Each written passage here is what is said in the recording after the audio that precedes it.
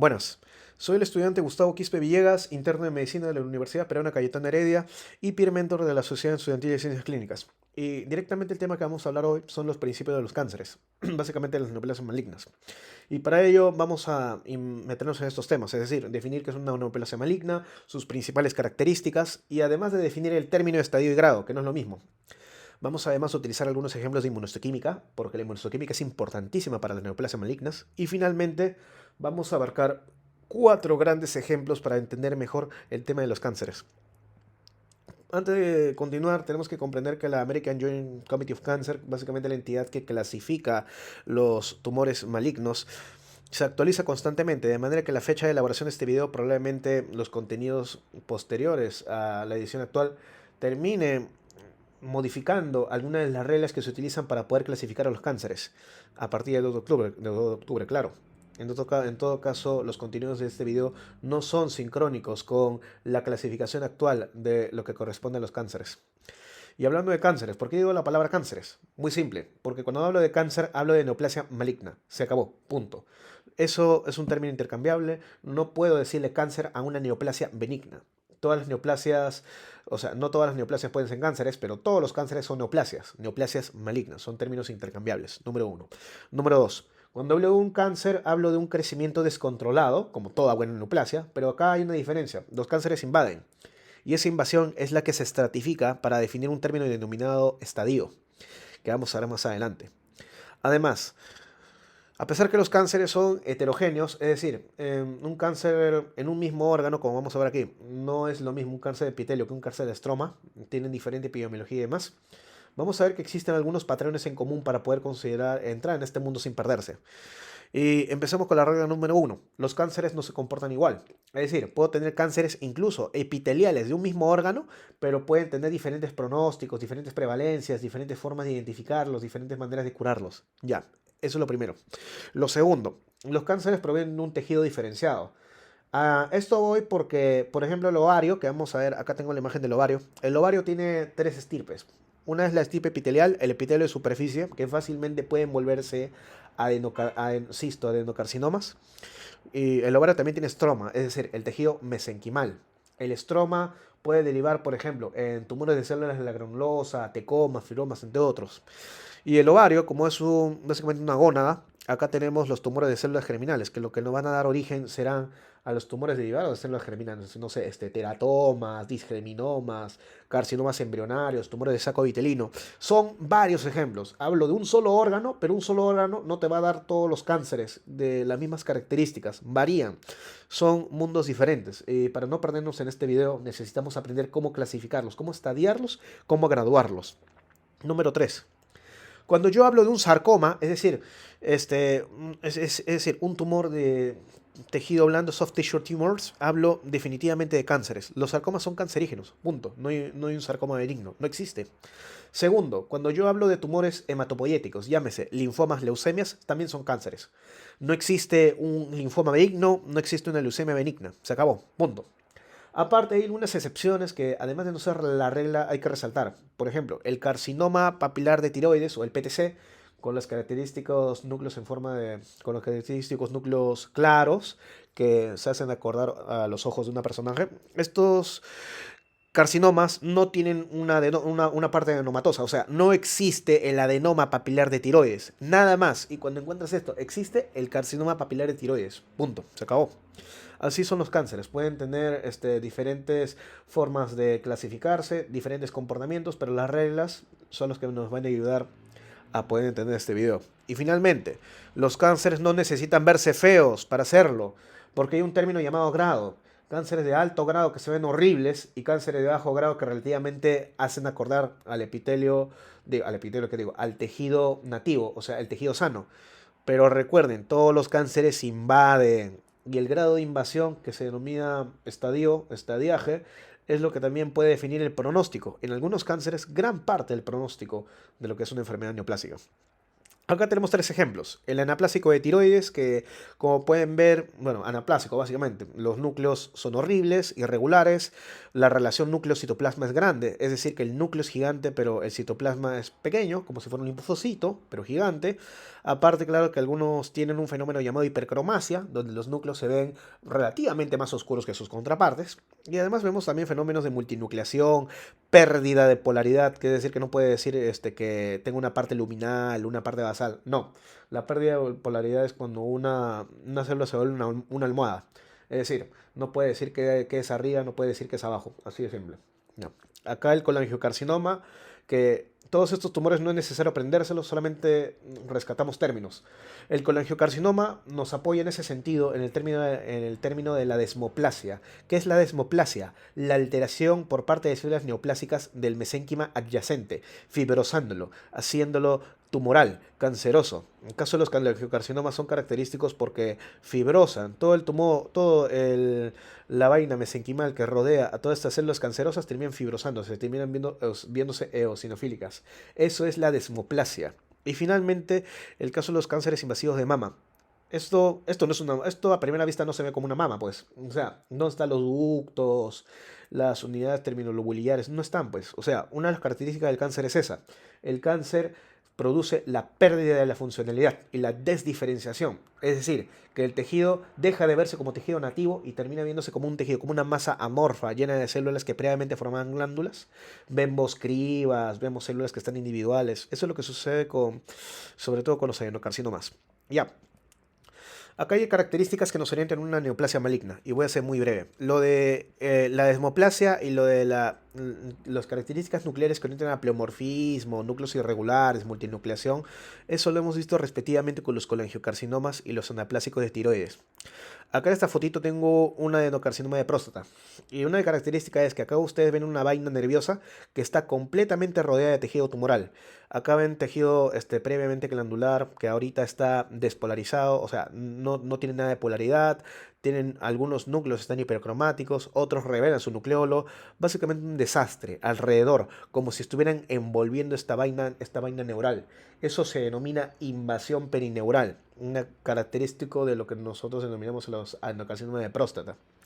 Acá tenemos un tumor de células en anillo de sello, que podemos ver en el caso, por ejemplo, de tumores gastrointestinales de tipo difuso, neoplasias malignas de tipo difuso, porque hay dos tipos, el adenocarcinomatoso y el difuso. Este último conlleva un pésimo pronóstico y suelen verse, en caso de verlo en otras células del cuerpo, como en otros sitios, en otros órganos, como parte de una metástasis, de un proceso metastásico.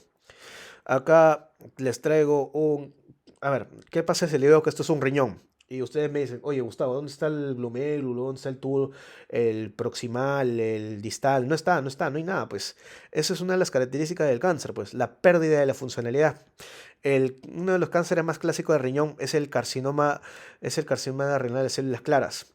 Porque acá solamente ven eso, células claras. Acá no hay nada que recordar al glomérulo, a los túbulos, absolutamente nada. Solamente ven una masa amorfa que usualmente se ve amarillo patito en la macroscopía, pero ya, pues, esto no hace nada, no tiene nada que ver con un riñón normal, claro. Acá una de las características, les muestro una imagen de inmunohistoquímica y les voy a dar contexto. Hay un marcador llamado D240. Es un marcador de células linfáticas. De manera que si yo marco las células linfáticas y dentro de ese lumen de células linfáticas veo un tejido tumoral, eso es una de las características de los cánceres, que les encanta invadir el sistema linfovascular. Vamos a ver qué cánceres les gustan los linfáticos y qué cánceres les gustan los vasos sanguíneos, porque sí hay reglas para ello y es importante el tema de los sarcomas. Aquí, otra de las características de los cánceres es que el epitelio está desordenado, está estratificado. O sea, por ejemplo, los epitelios gastrointestinales suelen ser no estratificados, o sea, solamente una sola columna. Cuando muta, cuando se vuelve cáncer, ahí empiezan a apilarse unos de otros, a formar estructuras cribiformes como cribas. Acá hay pérdida de polaridad. Acá los núcleos, algunos núcleos se ven hipercromáticos, otros revelan el nucleolo. Y una característica que acá ustedes pueden apreciar, que es las mitosis. Tanto el conteo de mitosis como las características cualitativas de la mitosis, o sea, mitosis atípicas, esas que las ves como cruces, esas que las ves como Mercedes-Benz, ese tipo de cosas, ya, pues eso es lo que caracteriza un cáncer. Un cáncer altera el epitelio de manera que devolverlo lineal, ordenado y de una sola capa termina volviéndose estratificado, termina perdiendo polaridad, termina básicamente volviéndose una mazamorra. Ya. Y acá este ejemplo es de un adenocarcinoma de colon. Y acá tenemos el ejemplo, clásico ejemplo de un glioblastoma multiforme o un astrocitoma de grado 4 según la Organización Mundial de la Salud. Es importante, ¿por qué? Simple, porque los cánceres les encanta necrosar, les encanta hacer sangrar a la víctima. Acá podemos ver necrosis alrededor de células gliales cancerosas cuyas estructuras vasculares también característicamente este tipo de tumores forman como glomérulos, o sea, pseudoglomérulos, estructuras pseudoglomerulares. Pero lo que quiero que rescaten en esta foto no es el término de GBM o que son los tumores cerebrales primarios. Lo que quiero que vean es que a los cánceres les gusta provocar necrosis. Simple. Y como podrán observar, todos los cánceres que les he mostrado obedecen la regla que les dije. Los cánceres son diferentes. A algunos cánceres les gusta invadir, les gusta hacer invasión perineural, otros les encanta entrar a los linfáticos y migrar por ahí, otros tienen tipos histológicos de mal pronóstico como las células en anillo de sello. No todos los cánceres son iguales. Un cáncer no necesita tener todo esto para hacerlo. Ya. Ahora vamos a hablar de estadios y grados. Cuando hablamos de estadiaje, nos referimos a qué tanto penetra, extiende un tumor. Eso es importante porque puede tener un tumor muy bien diferenciado, es decir, un tumor que al menos asemeja al tejido nativo, pero luego a la macroscopía tengo esto. Eso es un colon. Ustedes se preguntarán, ¿qué es esa cosa que parece una fresa que está sobresaliendo de la serosa del colon? Listo, ahí tienen la respuesta, pues. Acá tenemos un adenocarcinoma de colon que se ha originado del epitelio, obviamente en el lado luminal, y le ha penetrado, lo ha perforado el músculo, ha llegado finalmente a la serosa, pues. Esa cosita blanca que ven termina siendo el cáncer. Y ese cáncer, no sé, toca algún otro órgano, toca el peritoneo, se expande y ya, la canción. Ahí ven, pues, este es el estadiaje. El estadiaje permite cuantificar qué tanto penetra, qué tanto perfora, qué tanto taladra un tumor, para finalmente llegar hasta donde debería llegar, bueno, hasta básicamente llegar a otros órganos, que es la metástasis. El estadiaje se puede cuantificar mediante el TNM. El TNM que hace referencia al tamaño, extensión del tumor, no es lo mismo para cada cáncer. Por ejemplo, algunos cánceres tienen un T que depende, por ejemplo, del tamaño del tumor. Otros tienen un T que depende de la profundidad a donde ha llegado el tumor, entre otras. El N y el M son constantes, o sea, el N significa el compromiso nodal, o sea, el compromiso de ganglios linfáticos. Por ejemplo, si este tumor ha llegado, por ejemplo, para aórticos, entre otros. Y las metástasis, que de manera similar al compromiso nodal es la extensión del tejido neoplásico fuera de los márgenes, fuera del sistema de donde se originó el tumor. Por ejemplo, las metástasis hepáticas, las pulmonares, las cerebrales, eso es metástasis. Y cuando en el informe patológico hacemos referencia a PTNM, quiere decir que es un TNM basado en evaluación anatomopatológica. Porque, por ejemplo, puedes ver que tanto se extendió un tumor en una tomografía. Eso no es patología, es solamente visualización de imágenes. O de forma clínica, pues, o sea, dices que una paciente que tiene un cáncer de cervix, no orina, pues, termina siendo una hidronefrosis horrible. Eso ya sería propiamente un TNM clínico. Pero acá hablamos del TNM patológico. Y todo esto, toda esta obra, toda esta maquinaria se encarga la American Joint Committee of Cancer, que es el órgano en su octava edición que define la clasificación del TNM y la graduación o el grado de todos los cánceres conocidos por el hombre. Así de simple. Y a pesar que está en su octava edición, algunos sistemas todavía siguen, por ejemplo, saliendo en ediciones separadas. Por ejemplo, no existe una JCC edición 9 propiamente dicho, un libro. Lo que sí existe, por ejemplo, es la JCC, novena edición del tejido de cervix, para hacernos una idea. Y hay un detallito importante. No todos los tejidos se pueden estadiar. No todos los tejidos se pueden estadiar, ya sea por la propia biología del cáncer. Por ejemplo, los tumores primarios, digo primarios porque no descontaron las metástasis. Los tumores primarios del sistema nervioso central no se pueden estadiar. ¿Por qué? Acá la JCC te dice por qué. Porque, primero, porque el tamaño del tumor no importa, en el cerebro. En el cerebro podemos tener un meningioma gigantesco ahí, pero puede tener un buen pronóstico. En cambio, un glioblastoma multiforme puede estar focalmente haciendo esto, todo esto, desgracia, sangrado, hemorragia, necrosis, y termina siendo terminal, pues, porque es un tumor peligroso, es un tumor que finalmente termina comprometiendo todo el parénquima. Acá tenemos además el hecho de que en el sistema nervioso central no tengo linfáticos, y al carecer de ello, ¿cómo voy a usar el N? Pues no hay forma de utilizar la clasificación nodal. Y la categoría M, pues, es difícil, pues, o sea, los tumores, los cánceres, los tumores malignos, los cánceres suelen ir al cerebro, no es que suelen salir del cerebro. El cerebro termina siendo la meta, o sea, el fin de todo buen cáncer, sobre todo los melanomas, claro. Pero no viceversa, pues. Por eso es que estadiar o darle un TNM a un cáncer cerebral primario no es posible, o sea, no tiene sentido. Además, claro, del tejido hematopoyético, o sea, les he explicado, un linfoma. Un linfoma se puede originar un linfoma se puede originar en determinados ganglios, por ejemplo, el linfoma de Hodgkin, no Hodgkin, todo ese tipo de esa familia, pues. Pero eso no puede decirse que se puede estadiar. O sea, no puede decir que un ganglio gigante, o sea, el linfoma es más feo mientras es más grande el ganglio. No hay sentido en esta afirmación, pues. Por eso es que los tumores del sistema nervioso primarios y los del tejido hematopoyético, llámese linfomas, leucemias, no tienen estadiaje. No hay manera de poder estadiar esos órganos. Ya pues. Ahora la otra mitad, que es el término de grado. Cuando hablamos de grado, nos referimos a qué tan feo se ve un tumor, qué tan horrible, qué tan desdiferenciado se ve un tumor. Y luego me vas a decir con que, Gustavo, pero ¿no crees que eso debería ser más importante que el estadio? La respuesta es no, porque puedo tener, como les he dicho, un tumor que se ve bonito, entre comillas, un tumor con ligera pérdida de la polaridad, como un adenocarcinoma de colon, que a veces, no sé, los núcleos son mínimamente pleomórficos, al menos existe una demarcación de lo que es el parénquima, por así decirlo, tumoral, del parénquima normal, ya pues.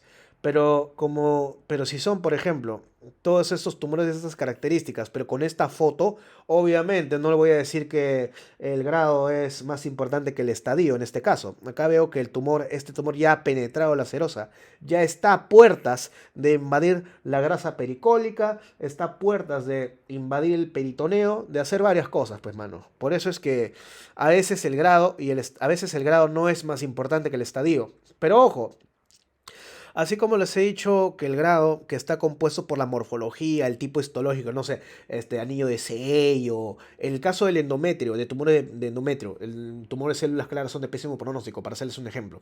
Y los sistemas de clasificación de cáncer, a pesar de que tengo todo ello, no todo tejido se puede graduar o no es apropiado asignarle un graduaje, un grado a determinado tejido sistema. Esos son casos de los tumores de células germinales. Los tumores de células germinales, por ejemplo, seminomas, coriocarcinomas, se ven horribles. Algunos se pueden llevar a verse horribles.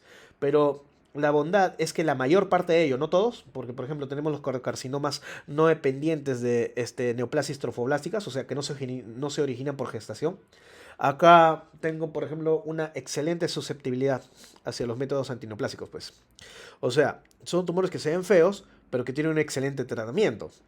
Esos tumores, los tumores de células germinales, no sé, disgerminoma, carcinoma embrionario, no, los coriocarcinomas, seminomas, todo ese componente no se gradúa, no existe grado histológico para ese tipo de tejidos.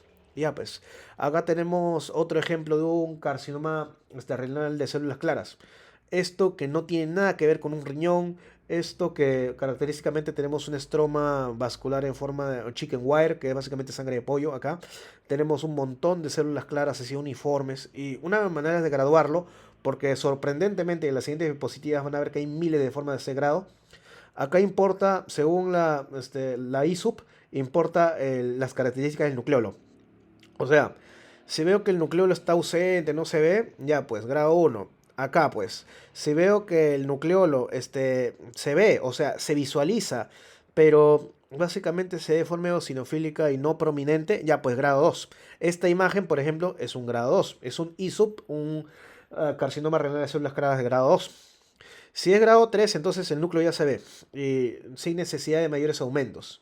Y si es grado 4, ya pues el tumor ya toma morfologías horribles, como la sarcomatoide, o sea, que se parece a un sarcoma, o la raptoide, que se parece al tejido muscular esquelético, pues. Eso ya son otras cosas de especialidad. Lo importante de entender es que el grado indica qué tan feo se ve un tumor, qué tan mutante, qué tan horrible, qué tan anaplásico, qué tan estratificado, este tipo de cosas se ve un tumor. Nada más. Mientras que el estadio es lo que te dice qué tan profundo es un tumor, qué tan arquitecturalmente comprometido está el órgano en sí. Por ejemplo, si ya atravesó la cápsula, la serosa, el caso de los tumores de próstata, pues, que si han invadido las vesículas seminales, entre otros. Ya, eso es un estadio. Y para grados, ya volviendo al tema, y por ese motivo ya son cuestiones de especialidad, ustedes van a ver que hay varios tipos de grados, hay varios tipos, varias maneras creativamente diferentes de poder graduar un tejido. Por ejemplo, aquí el carcinoma del útero, o sea, los endometriomas endometrioides pueden clasificarse mediante la proporción de tejido neoplásico no escamoso que hay en el tumor. Acá la FNCLCC, el de los franceses, es básicamente para poder graduar sarcomas, lo vamos a ver más adelante. El Scarborough-Richardson o el Nottingham, más conocido como la modificación de Nottingham, es para tumores de mama, pues cánceres de mama. Acá ya utilizas un puntaje dependiendo del grado mitótico, el pleomorfismo y la formación de túbulos. Y ya, pues con eso asignas un grado 1, grado 2 o grado 3. El ISUP, que es la International Society of Urology Pathologists, es para poder graduar o para poder dar grado a los tumores dependientes, por ejemplo, los carcinomas de células renales, en base a las características del nucleolo. El Gleason, ahí sí, el Gleason, para poder dar grado a los adenocarcinomas de próstata, básicamente desde el 3 al 5, porque el 1 y el 2 casi no existen. Ya, y en base a ello hacemos un score de Gleason, no es el motivo para explicar este video, y un grupo de riesgo, o sea, riesgo de que el paciente, la sobrevida del paciente, basado en un puntaje que es la suma del patrón más frecuente con el segundo patrón más frecuente, que varía dependiendo, y escuchen, esto es especialidad, por eso no es necesario tanto que se hundan, que varía dependiendo si es una prostatectomía radical o es una biopsia por una core needle, básicamente. Acá tenemos el famoso glioblastoma, que es la clasificación, acá está la clasificación, el grado de tumor del sistema nervioso central, que ustedes ya saben que no se estadia. Acá vemos el grado 4, el glioblastoma, o sea, el peor de todos. Básicamente es una sentencia, o sea, el tumor primario del sistema nervioso más peligroso, porque los secundarios son metástasis, melanomas, entre otros. Y acá tenemos el ENETS, que es básicamente para poder graduar los tumores de origen neuroendocrino. Los famosos tumores con morfología nuclear en sal y pimienta. Mucha especialidad, por eso es que vamos a solamente quedarnos con la idea de qué grado es qué tan feo se ve un tumor. ¿Alto grado o bajo grado? Se acabó la historia. Inmunistoquímica.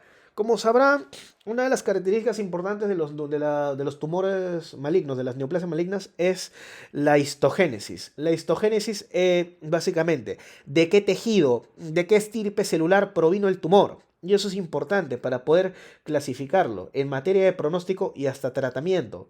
Cuando hablo de un marcador que incluso influye en la terapéutica, esta se denomina teragnóstica, o sea, se denomina la capacidad de un marcador de definir tanto el pronóstico de una enfermedad como los posibles targets moleculares hacia esa enfermedad. Caso de HER2. El HER2 permite determinar si un carcinoma de mama termina siendo susceptible a una sustancia llamada Herceptin, que básicamente es un antagonista de todo este componente neoplásico que se expresa en la membrana.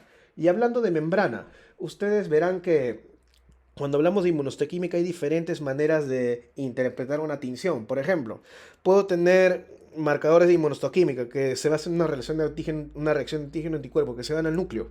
¿Qué hay en el núcleo, Gustavo? Varias cosas, pues. Factores de transcripción, proteínas nucleares, entre otras.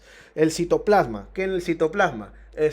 Por así decirlo, enzimas, por ejemplo, de IDH, lisosimas.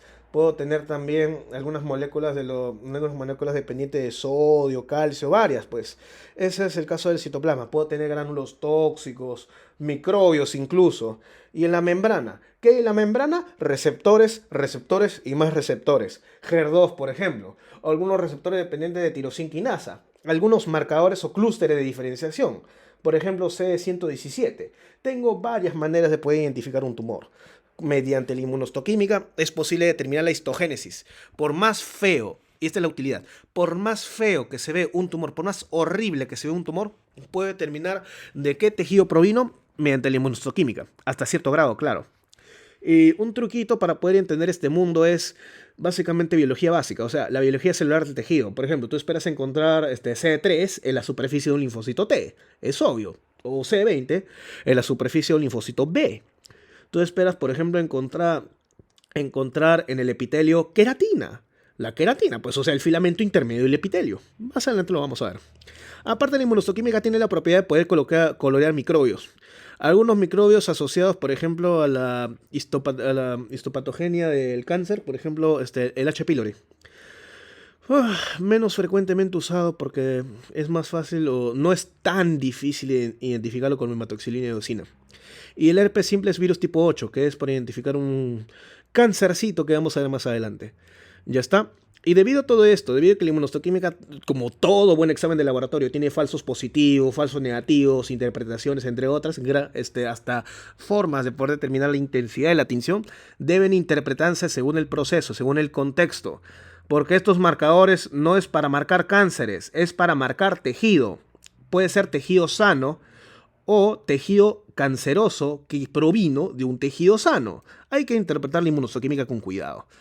Algunas tinciones que no te debes olvidar. Primero, las panqueratinas. Ustedes saben que las células tienen filamentos intermedios, o sea, las que mantienen unidas unas células con otras. Y este andamiaje en el epitelio se denominan queratinas. Existen varias queratinas a lo largo del cuerpo, pero un cóctel para identificar todo el tejido epitelial es el AE1-AE3, o sea, las panqueratinas. Una mezcla, un cóctel lleno de todas las queratinas para poder identificar toda clase de tejido epitelial. Aparte, claro, de colorarte hígado. O sea, el hígado no es un epitelio, pero al fin y al cabo colorea con panqueratina. Es por eso que les digo que debe de interpretarse con cuidado y según el proceso mórbido. Acá no vas a decir, por ejemplo, que todo este tejido, al hígado ha llegado una metástasis epitelial horrible y lo ha pintado todo. No, el hígado pinta así, pues. El hígado pinta con panqueratina, aparte de los tejidos epiteliales, en este caso de colon, y acá el tejido, un tejido de adenoides, pues, tonsil. Listo, la vimentina. Así como los filamentos intermedios existen en el epitelio, también existen filamentos intermedios a nivel del tejido conjuntivo, o sea, el mesénquima. La vimentina es como la panqueratina del tejido mesenquimal, pero tiene una desventaja. Es muy inespecífica, puede colorear casi todo. Y es por eso que hay que tener cuidado con interpretar resultados con vimentina. Tercero, algunas citoqueratinas son importantes. Por ejemplo, la CK7 y la CK20 es un cóctel muy utilizado en patología para poder identificar tumores epiteliales por ejemplo, dependientes de epitelio respiratorio, urotelial, colónico. Acá, por ejemplo, tengo CK7, básicamente los alveolos, tejido alveolar sano y tejido alveolar anómalo, canceroso. Acá tengo CK20, que es un clásico marcador de tejido colónico. Ahí para identificar, por ejemplo, no sé, tengo un ganglio, me llega el laboratorio un ganglio, le coloreo con CK20 y veo que hay múltiples, un ganglio linfático, claro, y veo que hay múltiples señales que marcan CD20.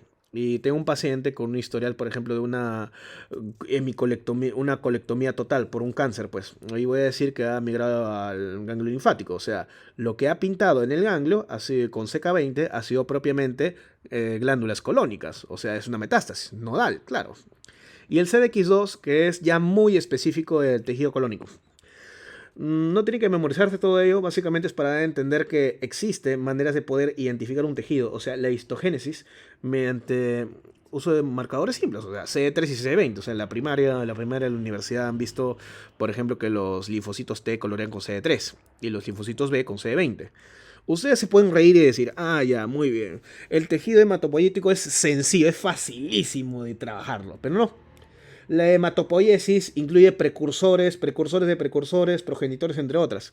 Y para cada estadio, en el caso únicamente de la serie B, para cada estadio existen marcadores que se ganan y marcadores que se pierden. Marcadores de inmadurez como TDT o CD34, marco de inmadurez, y marcadores ya propios de células plasmáticas como acá no está, pero CD168, entre otras, pues. Acá en este tipo de tumores, no sé, utilizo CD10, BCL2, BCL6, ya, pues, o sea, una cosa es identificar un tejido de células B o de células T, y otra cosa es identificar los estadios, la diferenciación, qué grado de diferenciación está un tumor. Y eso es importante para el tema de los linfomas no Hodgkin, o sea, tumores de células B que no son linfomas Hodgkin, o sea, que no tienen las células red Steinberg.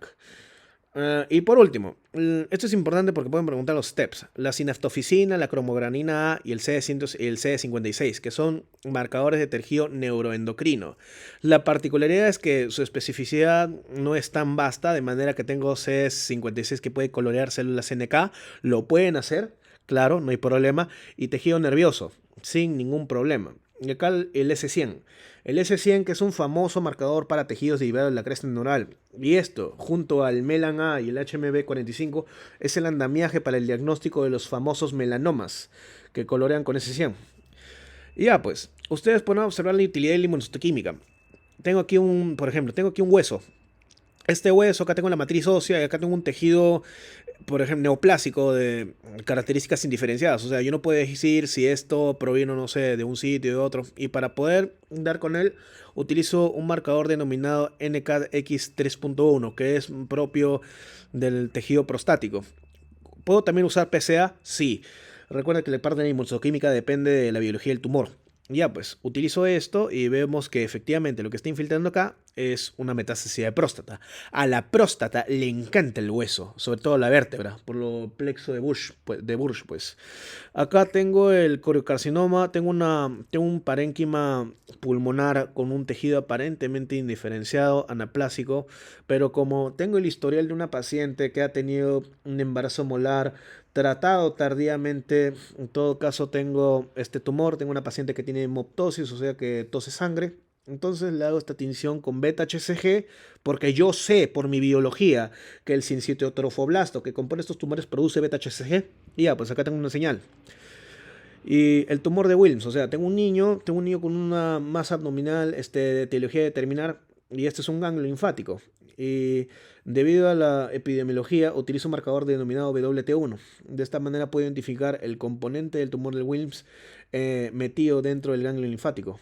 Y para eso hicimos la inmunohistoquímica, para poder identificar los cánceres. No les digo que se memoricen para qué sirve cada marcador, solamente les estoy rescatando la importancia de la inmunohistoquímica. Ya pues, acá, perder marcadores también puede simbolizar un evento mórbido. Por ejemplo, es normal que el epitelio colónico exprese estas cuatro proteínas, o sea, MLH1, PMS2, MCH2 y MCH6, porque forman parte de un complejo que permite la reparación del ADN, o sea, la reparación del mismatch, la reparación la reparación del ADN en sí. Pero cuando estos tejidos pierden, o sea, en su contraparte tumoral, pierden la señal de dos marcadores, de cuatro marcadores relacionados a la reparación del ADN. Entonces denominamos, esto es anómalo pues, esta pérdida de extensión puede orientar a un síndrome denominado síndrome de Lynch, con un nombre engorrosamente largo, algo de no poliposis no polipósica, pero dejémoslo ahí. La cosa es que perder marcadores también es malo en determinados contextos. Y como ustedes podrán observar, la inmunohistoquímica no se debe abusar. O sea, no van a decir que, por ejemplo, mandar a colorear con C138 medias células plasmáticas. No, también puede colorear algunos carcinomas. El CDX2, digo, ay Gustavo, el CDX2, la proteína caldeol homeobox tipo 2 puede colorear todo tipo de epitelio colónico. Ya, pues te equivocaste, puede colorear también carcinoma de pulmón. El que hablamos, pues el que colorea epitelio linfático, el D240, que puede colorear, claro, linfatics. También puede colorear tumores de células germinales. Queratinas. Van a pensar, ay Gustavo, con las queratinas yo ya me sobré, pues, o sea, colorear queratinas puede identificar todo tipo de tumores pendientes de epitelio, no sé, adenocarcinomas, carcinomas escamosos, ya, pues, las queratinas también te colorean el mieloma, que no tiene nada que ver. Ustedes van a pensar, oye, ¿qué tiene que ver el epitelio con células plasmáticas mutantes ahí? Nada. Aparte del parénquima hepático normal, como hemos visto en el ejemplo anterior. Ya pues. Y el TTF1, que junto a la napsina A lo utilizamos para tumores de pulmón, puede colorear casi todo. Así que la interpretación de la inmunohistoquímica tiene que hacerse con con contexto principalmente, para poder no perdernos en las interpretaciones ambiguas. Ya. Vamos a hablar sobre 4 tipos de cánceres, o sea, 4 ejemplos de lo que simbolizaría entender un cáncer en el ámbito de la clasificación, estadiaje y grado. Acá, empezamos con los carcinomas escamosos. Los carcinomas escamosos, para poder entender los términos, tenemos que desglosar todas las palabras. En todo caso, cuando nos referimos a carcinomas, nos referimos a una neoplasia, un NM que proviene de un epitelio. Y pueden ser tanto carcinomas epidermoides como adenocarcinomas. O sea, más adelante vamos a ver que es un adenocarcinoma, pero vamos por ahí. Los carcinomas, o sea, los cánceres que provienen de epitelio, tienen dos características. Ellos provienen de una lesión premaligna. ¿Eso qué quiere decir? Eso quiere decir, por ejemplo, de que, por el caso, por ejemplo, el esófago Barrett, ahí tengo células glandulares que son parte de la metaplasia, de un proceso mórbido. Finalmente esas pueden volverse displasia como una secuencia y finalmente volverse cáncer, pues. Eso se llama una lesión premaligna, un antecesor, un precursor. Eso es importante en carcinomas. Más adelante vamos a ver su relevancia en los sarcomas. Y dos, los carcinomas, o sea, los tumores de pendiente de epitelio, les encantan los linfáticos. A ellos les encanta invadir ganglios, pues. Como vamos a ver más adelante. Los carcinomas epidermoides son carcinomas que provienen de tejido poliestratificado escamoso. Tengo tanto piel como pulmón. Pero Gustavo, en el pulmón, o sea, el tejido respiratorio yo tengo un tejido pseudoestratificado.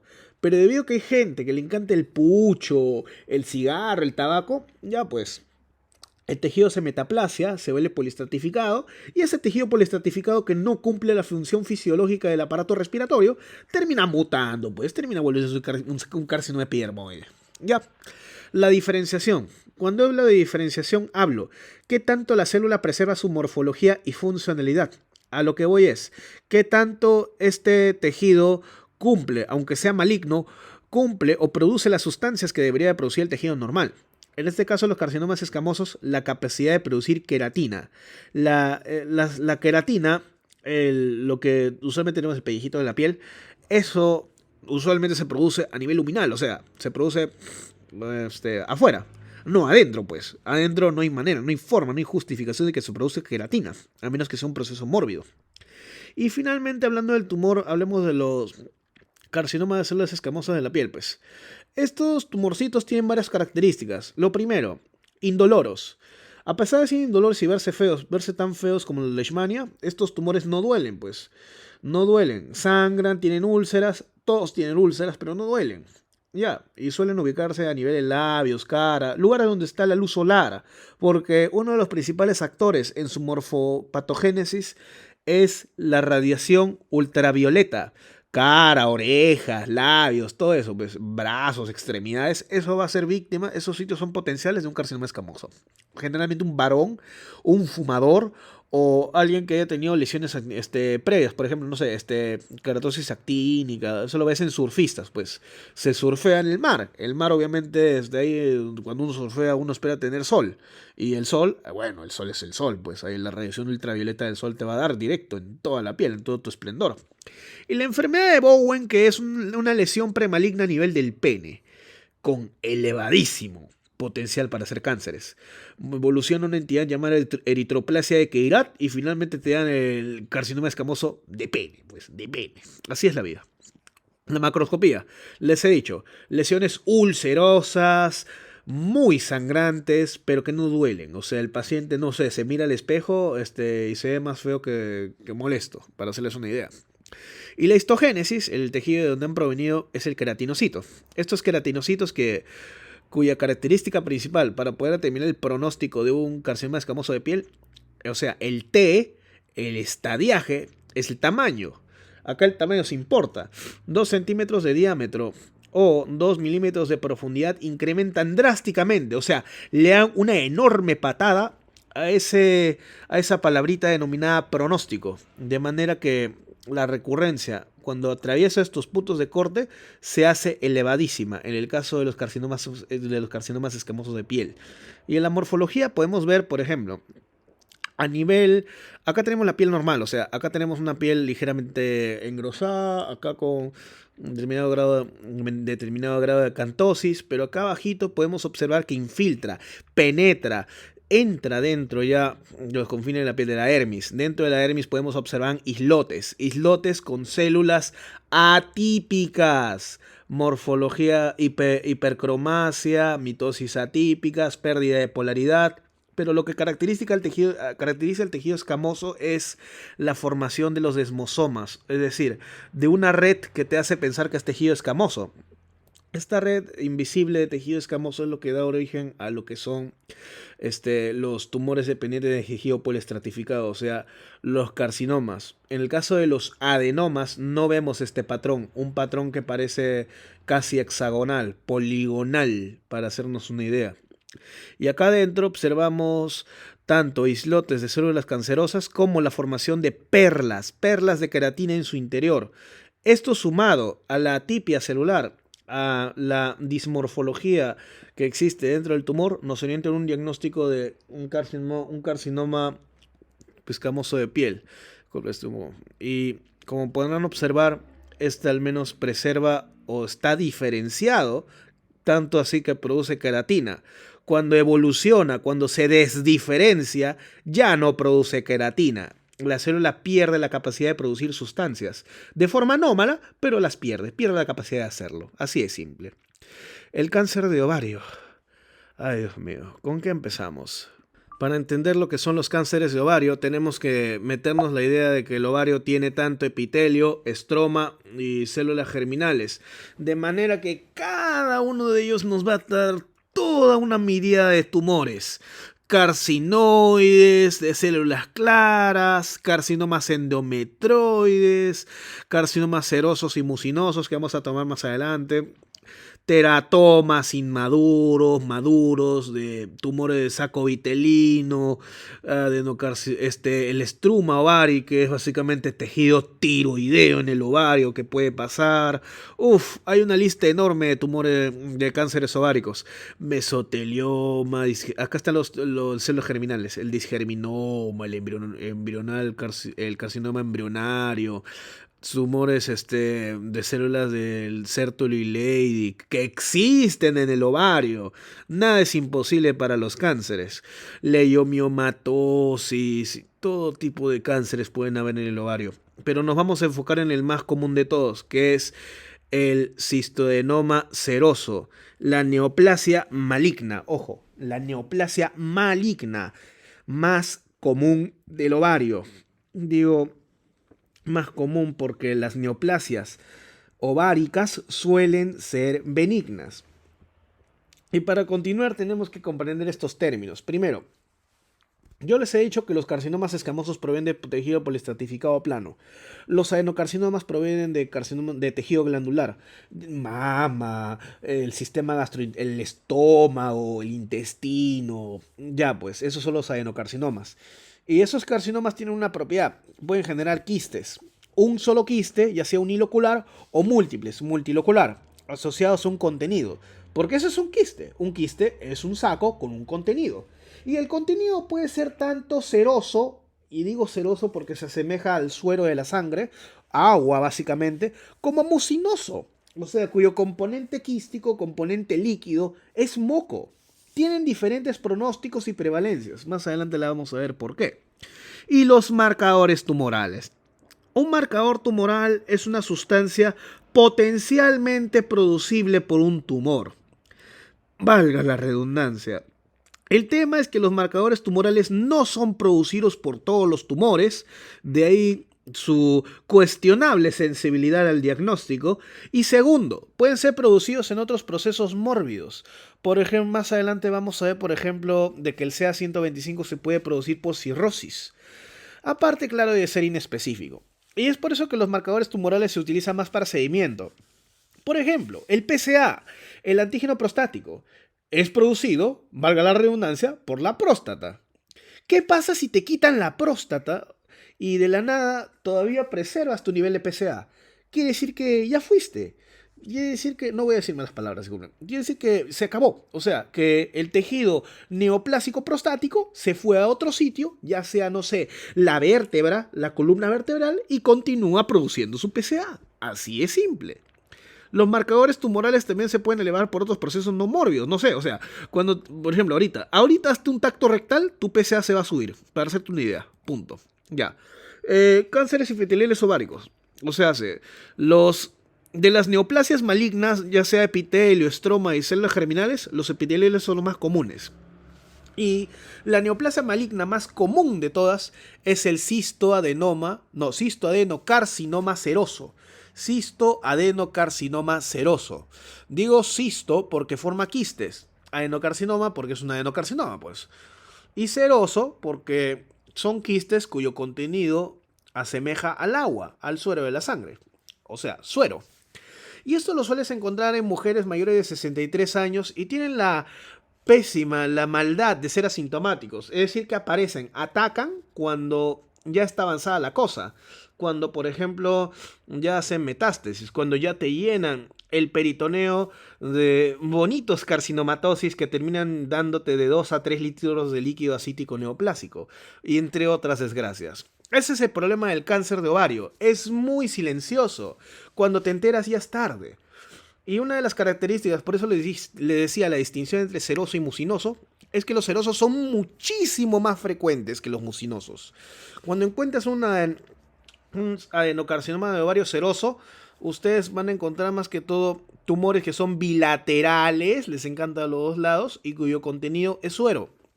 Si encuentras moco, peor pues. Los cistoadenocarcinomas mucosos suelen ser infrecuentes a menos que sean secundarios a un proceso metastásico, sobre todo el sistema gastrointestinal.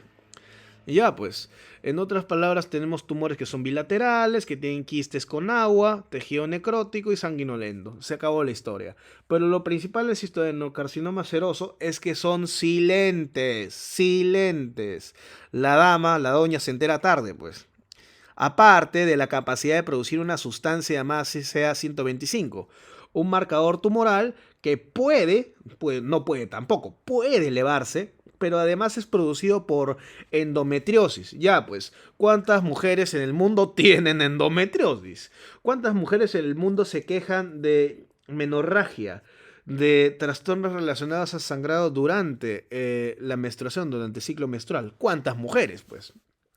Aparte de cirrosis y leiomiomas uterinos. Peor pues, ¿cuántas mujeres en el mundo tienen leiomiomas, tienen fibroid tumors? ¿Cuántas mujeres en el mundo?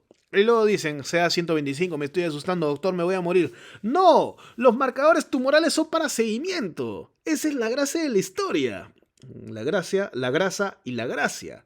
Y ya pues, acá podemos observar entonces, vamos a dar una nota. Los de alto grado se ven feos ya. Esto se ve feo, esto se ve horrible. Pero también existen los cistadenomas serosos de bajo grado. Una cosa es esa. Pero otra cosa es el estadio. Ya les dije, ¿qué tanto infiltra un tumor? ¿Qué tanto migra un tumor? ¿Qué tan lejos llega un tumor? Esa ya es otra historia, pues. A la microscopía, como podemos observar, una de las características de los tumores serosos es que el contenido, o sea, el suero, no pinta, pues. Al no pintar dejan unos enormes espacios entre estas glándulas de aspecto poliestratificado, con absoluta pérdida de la polaridad, con pleomorfismo. Es decir, que los núcleos son diferentes los unos a los otros, con multinucleación. Acá vemos hasta formación de cribas, es decir, en este punto, en este circulito que estoy marcando, no puedo determinar de manera fidedigna si existe un lumen. O sea, ya se está cribando, ya se está volviendo una morfología cribosa. Acá peor, pues. Acá no sé cuál es el lumen, acá no sé dónde empieza, dónde termina.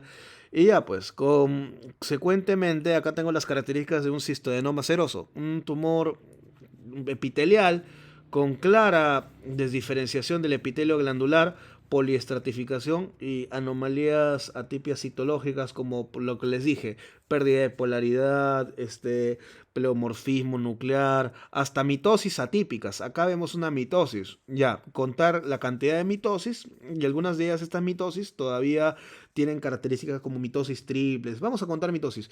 Uno, dos, vamos más acá arriba. Acá, 3, 4, pucha, loco.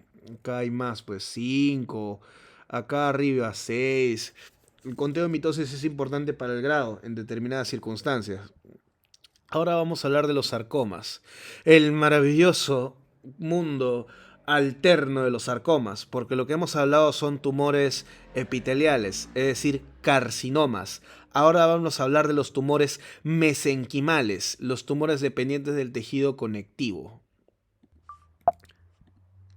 Cuando hablamos de sarcomas, una de las principales diferencias de los sarcomas es que al no provenir de un epitelio, estos sarcomas tienen la particularidad de ser profundos, suelen invadir componentes propios del estroma o del mesénquima, como el caso de los huesos, las articulaciones, capilares sanguíneos. Y estos sarcomas, a diferencia de los carcinomas, les he dicho que el carcinoma tiene un precursor, o sea, una célula que se metaplasia por un proceso anómalo, que se displasia y finalmente se vuelve tumoral. Por ejemplo, un adenoma que se vuelve un carcinoma. En el sarcoma no ocurre. Un leiomioma, que es un tumor mesenquimal del músculo liso, no te da o no te suele dar, no suele ser su ruta de convertirse en un leiomiosarcoma. Es por eso que los sarcomas no suelen provenir de un precursor. Ahí ya, por ejemplo, tienes a los niños que tienen, por ejemplo, los osteosarcomas, pues, que terminan amputándoles extremidades. Ahí no tienen, no sé, un osteo... mejor ni voy a hablar, si no me voy a marear. La sangre. Les he dicho que los carcinomas les encanta el tejido linfático, les encanta los ganglios. En cambio, los sarcomas, debido a que no están, debido a que están más en contigüidad con los capilares sanguíneos, y algunos sarcomas, por supuesto, que son de capilares sanguíneos, no sé, los angiosarcomas, angiomiosarcomas, entre otros, el sarcoma de Kaposi, como están en directa y conectada ruta con el sistema sanguíneo, les encanta la diseminación hematógena, comparada, por ejemplo, con los carcinomas. Y este es uno de los motivos por el cual el TNM, la N, el nodal, o sea, el compromiso de ganglios en los sarcomas es casi indiferente, como vamos a ver más adelante. Además, los sarcomas les encanta atacar las extremidades, la cara. Existen también sarcomas de órganos internos, sobre todo el retroperitoneo. Y finalmente los sarcomas pueden llegar a desdiferenciarse hasta tal grado que existen entidades en patologías denominadas sarcomas indiferenciados. Es decir, requieres inmunohistoquímica para determinar si esa cosa horrible que ves en esa masa retroperitoneal proviene, por ejemplo, de fibroblastos, de capilares, entre otros, claro. Aquí, el problema de estadiar sarcomas es que, como les he dicho, no suelen atacar los ganglios linfáticos, o sea, la diseminación linfática no suele ser prominente. De esta manera, y debido a que es raro, solamente se podría considerar el tamaño de un tumor. Pero me vas a decir, Gustavo, si el mesénquima, a diferencia del parénquima que está en la superficie, que forma epitelios y todo, ¿cómo puedo medir un tumor del mesénquima? ¿En qué dimensiones? ¿Altura, anchura, profundidad? ¿Cómo voy a hablar de profundidad de un tumor que definitivamente empieza estando enterrado? ¿Cómo voy a hablar de profundidad? No entiendo. Es por eso que tratar de estadiar sarcomas es un problema, tanto por el tema de la profundidad como la característica diseminación hematógena y no linfática que dificulta usar el N. Es por eso que los sarcomas, a disposición del Colegio Americano de Patólogos, aprueban el uso de un puntaje para graduar denominado el FNCLCC, el sistema francés, el cual se basa de 3 parámetros. Diferenciación, que es el más subjetivo de todos, porque un patólogo te puede decir que este tumor al menos se identifica que proviene, por ejemplo, no sé, de cartílago, de hueso, entre otras, versus otro que te diga lo contrario, pues, el más subjetivo. El conteo de mitosis, o sea, qué tantas figuras mitóticas produce un tumor. Y finalmente el porcentaje de necrosis, qué tanto mata, qué tanto pervierte y destruye el parénquima estos tumores sarcomatosos. Es por eso que utilizando un puntaje dependiendo de estas 3 características tengo de 2 a 3, de 4 a 5 o de 6 a 8, pues. Y ya, no se tienen que memorizar el FNLCC, solamente tienen que entender que al momento de clasificar los sarcomas es muy difícil estadiarlos. Es por ello que en ellos importa más el grado. Claro, el grado. Cuando hablamos del sarcoma de Kaposi, nos referimos al sarcoma, solemos referirnos al epidémico, o sea, al asociado al HIV. Esto es importante porque cuando yo veo un paciente con estas lesiones, me basta para clasificarlo como una entidad definitoria de SIDA.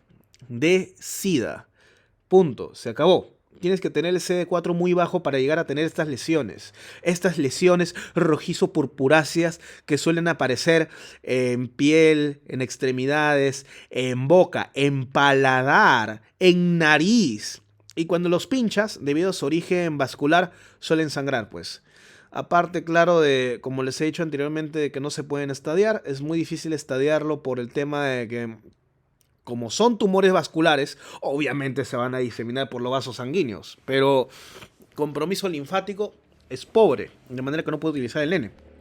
Ya pues, tengo un paciente, código blanco, sin targa o HEART, y con CD4 disminuidos con múltiples lesiones, tanto máculas, tanto placas, y acá no se ve muy bien, pero también nódulos de aspecto rojizo purpuráceo, de aspecto sanguinolento.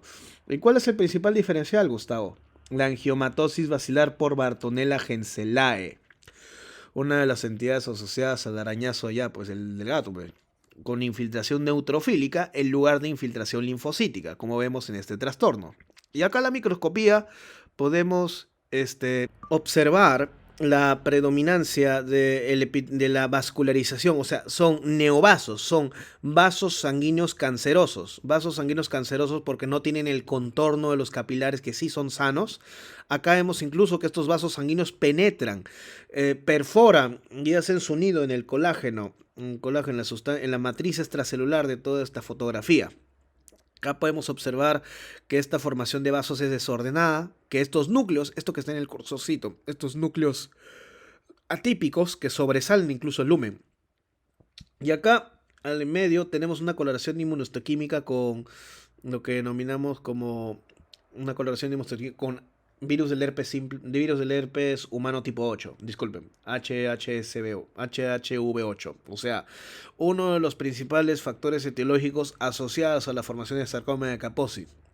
Como el virus le gusta el núcleo, estos virus del herpes les encanta, les gusta propagarse por el núcleo, es por eso que esta inmunotinción está en el núcleo, pues colorea núcleos. Y acá, a la derecha, vemos el famosísimo signo del promontorio. Gustavo, ¿qué es el signo del promontorio? Para el signo del promontorio tenemos que ubicar un capilar normal.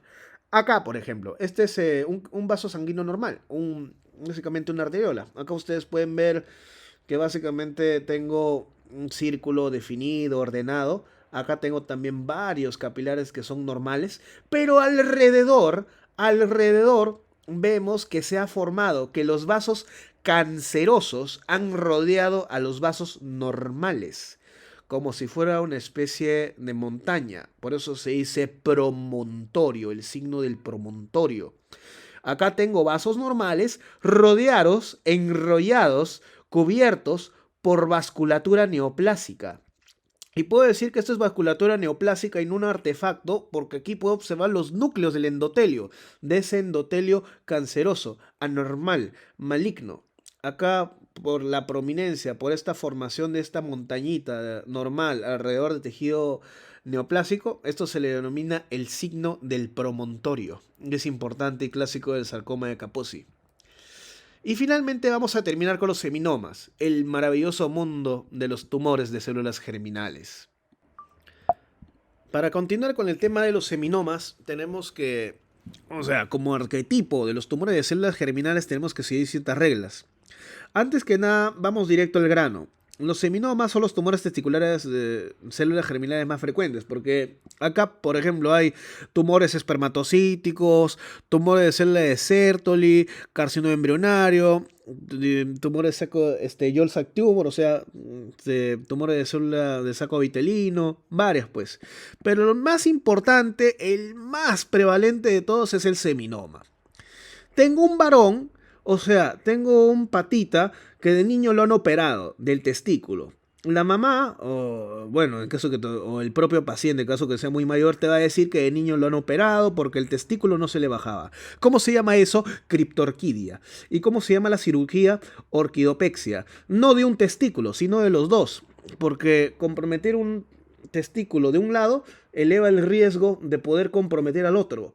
De manera que estos tumores, estas células germinales, al no descender, se quedan con todo el poder del calor del cuerpo. Más o menos termina ese proceso mutando, distorsionando las características de las células germinales aquí, te va provocando estos seminomas. Y es indoloro, o sea, el patita puede venir con una pelota de ping pong gigante ahí y decir que no le duele, que eso le fastidia, obviamente. Obviamente no puede ponerse bien el boxer, pero le fastidia. Es una masa que no duele, es una masa que no transilumina, pero es obviamente una masa que ocupa espacio y que molesta, pues. El problema de estos seminomas, y como la enorme mayoría de los tumores de células germinales, es que tienen un amor incondicional al pulmón. Si no los detectas temprano, el pacientito luego de unas semanas empieza a toser sangre. Empieza a decir, doctor, no sé, yo era atleta, ahora me falta el aire, siento que se me falta el oxígeno, algo así, pues. O sea, disnea, hemóptisis. Eso quiere decir que estos tumores que se ven horribles, pero que les encanta migrar hacia el pulmón, ya han hecho metástasis, pues, mano. Y vemos, por ejemplo, tumores grisáceos bien delimitados. Acá podemos ver la distinción entre el parénquima normal del testículo con el parénquima seminomatoso, homogéneo con escasa necrosis, pero principalmente estas masitas que son bien definidas. Y una característica de los seminomas, y acá vamos a ampliar la utilidad de los marcadores tumorales, es que los seminomas pueden tener un componente mixto. O sea, son seminomas al 80%, al 10% pueden ser carcinoma embrionario o tumor sacovitelino y el otro 10% puede ser un coriocarcinoma. Ay, Gustavo, claro, obviamente. Los coriocarcinomas también ocurren en los varones. El varón, el paciente de sexo masculino, puede también tener sin-7 trofoblastos, obviamente obtenidos de maneras anómalas, así es la vida.